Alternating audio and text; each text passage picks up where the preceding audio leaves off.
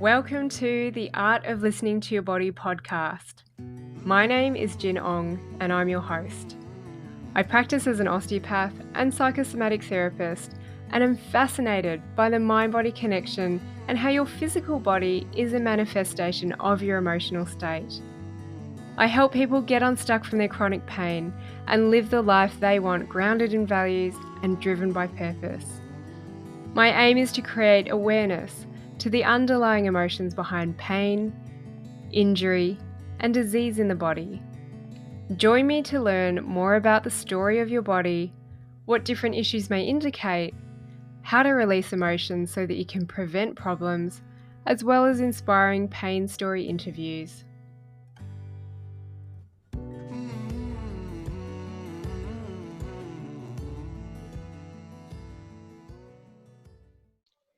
Many of you have asked if I'm ever going to teach this work to anyone else other than practitioners. Up until now, I've only worked with clients online from all walks of life and trained practitioners on how to facilitate a deeper process in their consults. But I want everyone to get access to this information. I think it's so valuable. I think this is what we need to create more awareness in our society and actually prevent all of this chronic illness that's going on, all of these physical manifestations of pain, discomfort, injury, and disease states. So I'm super excited to announce that I will be launching a 6-week course called Release. This is open to anyone and everyone who wants to take their own personal work that level deeper. Because I find a lot of people know about this work, they read about it, but the difference is being able to take action with it and do something with that information. So I'm all about helping you get started. On this 6-week course, I'll be covering body types and personality types so you get to understand more about yourself, the basics of chakras, so where emotions get stored in the body, and this can give you an indication and create that awareness around what emotions you might be storing and therefore what you need to work on. And it's all good and well to understand about yourself and know about the emotions and stresses, but the most important part, and what I hope the point of difference is with this training, is it's all about doing something with it. So this is where I'm going to share with you the emotional release techniques that I use with my clients.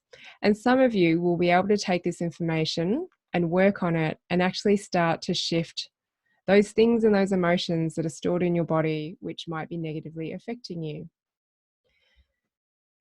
So it'll be 6 weeks with an online course platform. There'll be a live coaching element that's going to happen every Tuesday, starting March 2nd, 12:30 New Zealand time, just in case you need to block out that time in your diaries. And if you want to know more information, I'm going to be holding a 2-hour webinar on February the 11th.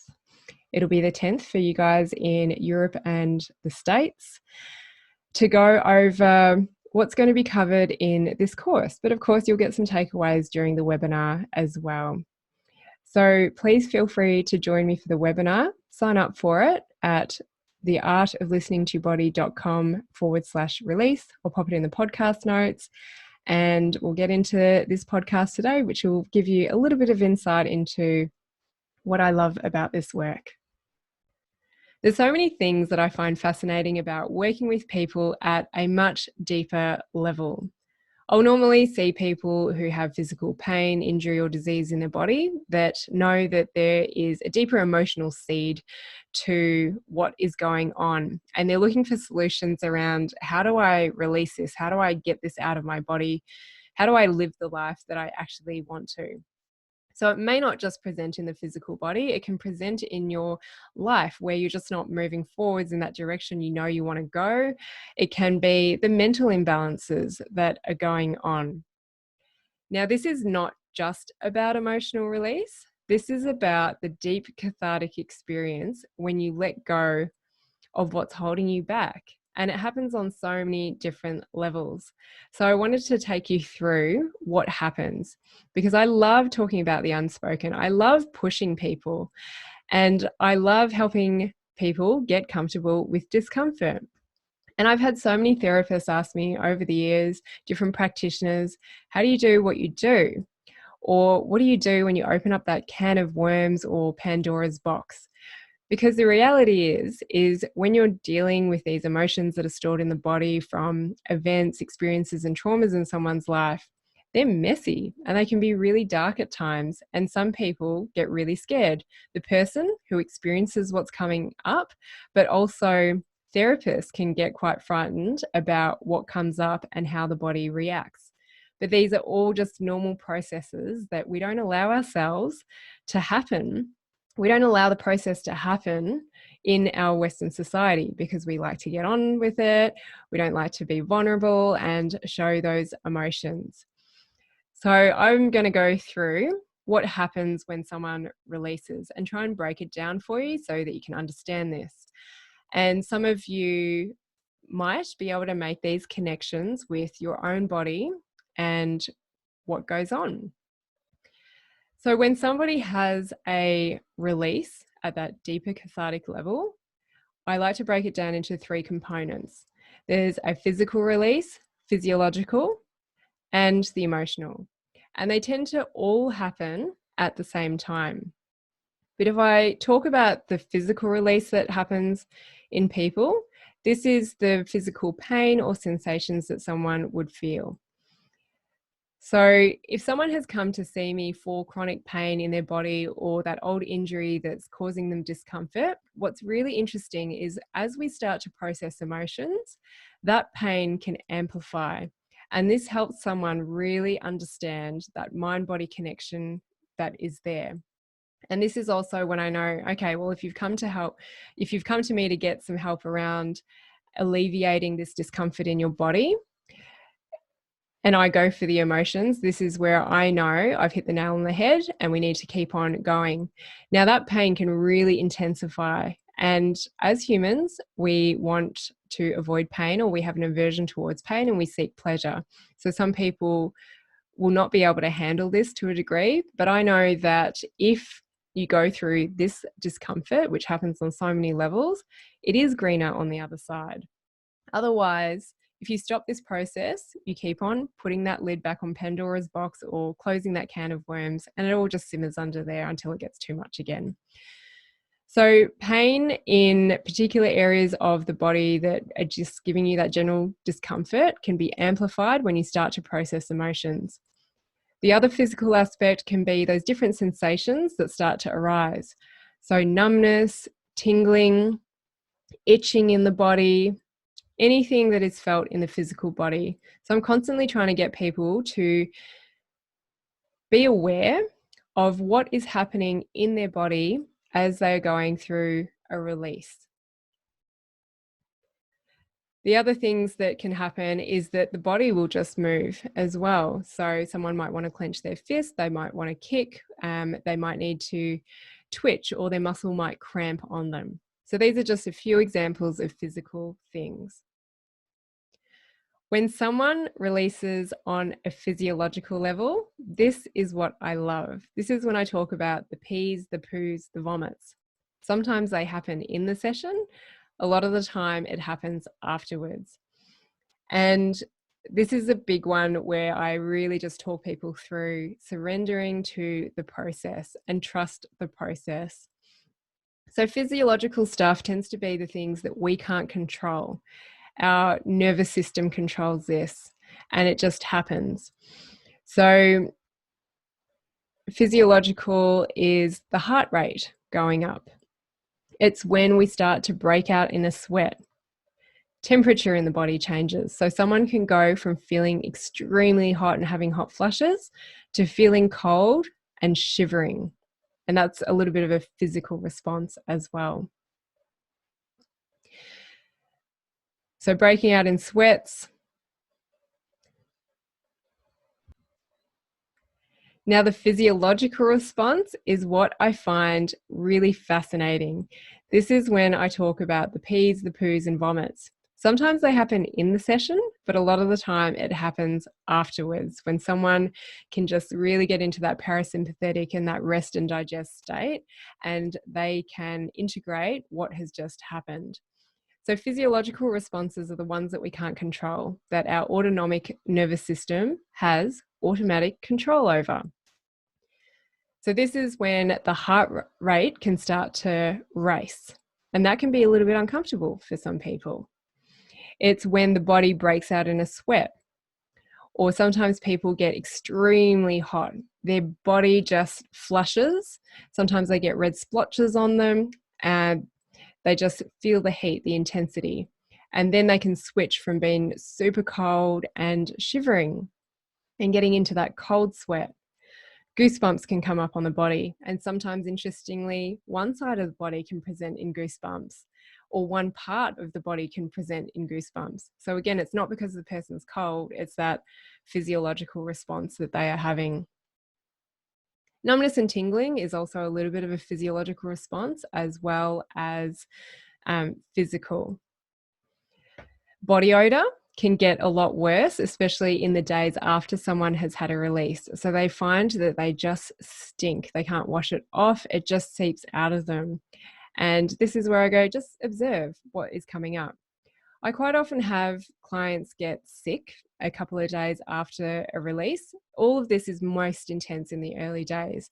So if their body was fighting a virus, this really breaks them down, and usually that virus will come to the surface. Again, it can just be this fever that hits them for 24 hours, absolutely nails them. They're exhausted. They're in this comatose state, and then they're absolutely fine the next day. And then if we come to the pees, poos, and the vomits, people's pee can change color. It can change in smell. They might find that they're avoiding to go to the toilet more than usual, even though they're not drinking that much fluid or water. I've had quite a few people have gastro-like reactions. So they just empty out through their bowels. And it's usually they have a number of bowel motions, which might be normal in consistency, or they have the diarrhea and it just gets out. Some people will vomit after a treatment as well. Sometimes it happens regularly until we get to the core issue and really shift through that. And with the gastro type symptoms, a lot of people say, oh, I've got gastro. But it's different because gastro is quite contagious. And I ask, well, does anyone else in your family have it? And they say, no. And so that's how I know that it is related to the emotional purge. Or sometimes people, they have these uncomfortable symptoms, but because they're so fed up of what's going on, they actually find it really satisfying. They're like, oh, I've had diarrhea, I've been vomiting, but you know what? It actually feels really good. And that is what a cathartic experience is.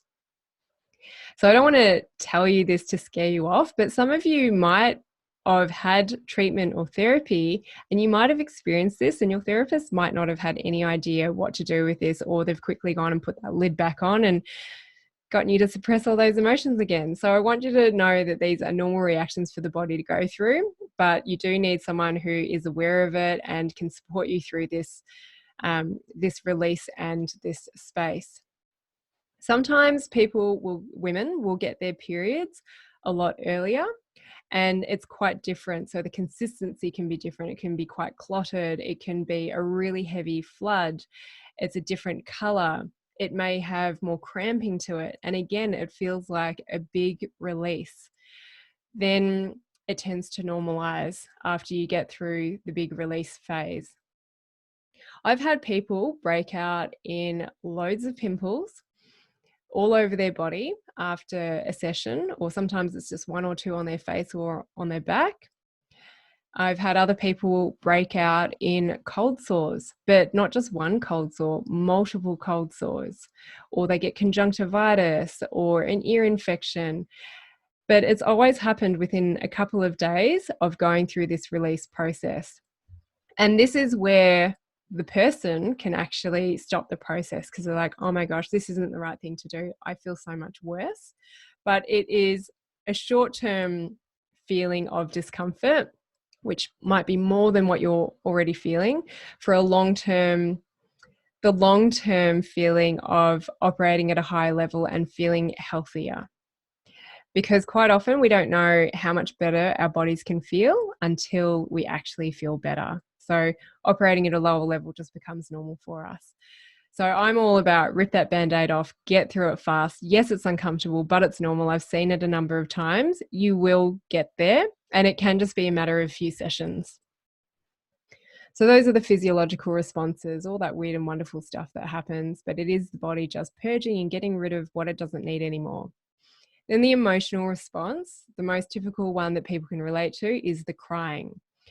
So yeah, the crying that might be related to sadness, but crying happens when we're happy as well. It can be the sobbing that happens with or without tears. Quite often sobbing is a huge physical release. There's big body convulsions that I observe in people. So the sobbing, and then the anger that people don't release. So this is often expressed verbally, but when people get angry, I can see it come up in the body on that physiological level or that physical level. So people will tense up, they'll clench their fists, but this is where I generally see they get the splotches or the flushes on various parts of their body. So when I'm observing this is when I know, okay, there's some emotion there, even if the person isn't mentally comprehending it, their body is telling me, okay, there's something here. So I bring awareness to that. So we've got the crying, the sobbing, the tears, and then the anger release, which is usually expressed in volume. So someone actually yelling out, making sounds. I think a good example, not necessarily related to anger, but just expression, is for anyone who's experienced a primal birth where the sounds just come out of you, you can't control it. And that's what would be really great if people could do this with their emotions before they get to that sort of harmful, dangerous stage. So anger release. But then another one that I love all of this, but is the hysterical laughter that just overcomes people and they feel like they have this out of body experience. It's hilarious. And quite often I end up laughing with them as well, but I just have this deep satisfaction because I know that they are just releasing on that deeper level. So laughter can switch to tears, it can switch to anger, same as with all the other emotions. But these are the emotional responses that I normally see happens when someone is going through that deep cathartic release. So it can sound scary, and I don't want to put you off this. It is a fascinating process if you allow it. And just know that when you go that level deeper, and if this is facilitated in a safe space for you, your life can just open up ahead of you. And you won't really know what I mean until you actually experience it. So if this work resonates with you, I suggest you try and reach out to someone who can go through this process with you and is very comfortable with it and can hold space for you and perhaps explain what is going on. That's what I've found really useful for my clients, rather than just being really woo-woo and just going, just experience it and let it happen, is I break it down and I educate them. Like, this is normal for your body to physically respond to this. Now, seeing enough reactions, I can usually say, well, these are all the things that can happen to you after you go through a release. Don't be scared, just observe it. This is what can happen in a session. So it gives them the idea of how far they can go, because a lot of people, again, they teeter on the edge and they don't realize what they can actually let out in a session. So I'm all about getting in there, really ripping that Band-Aid off, going through temporary discomfort for ultimately getting that pleasure and that clarity and direction in your life. So different therapists out there will take you through the process over different periods of time. I like to get in there strong. I like to get in there and just purge over a short period of time so that you can connect with what it is you really want to do and how you want to express yourself. And remember, that is the ultimate end goal, is to get clarity around who you are, what your purpose is, and how it is that you really want to express yourself in your life, in your relationships, and people around you. So I highly recommend that you go through this deep cathartic experience. It's not for everyone, but I hope that I can plant the seed, and I don't want you to reach the crisis point. But if you do, know that this work is incredible when no one else can answer what is going on for you. If what I shared on today's podcast piques your interest, I would love you to come and join me for a 2-hour live webinar on February the 11th, where I'll cover a little bit more about what my 6-week course, Release, is going to encompass and how it can help you on this journey and actually start taking action to facilitating some release work in yourself. You can sign up at theartoflisteningtoyourbody.com/release, and I'll pop the link in the podcast notes. Look forward to seeing you there. Thanks for learning with me on the Art of Listening to Your Body podcast. If you like what you've heard, I would love if you could rate, review, and share with your friends. You can find me on Facebook and Instagram. My handle is The Art of Listening to Your Body. You can join my free Facebook group where I go live regularly to teach you about different conditions and the deeper underlying emotions at play.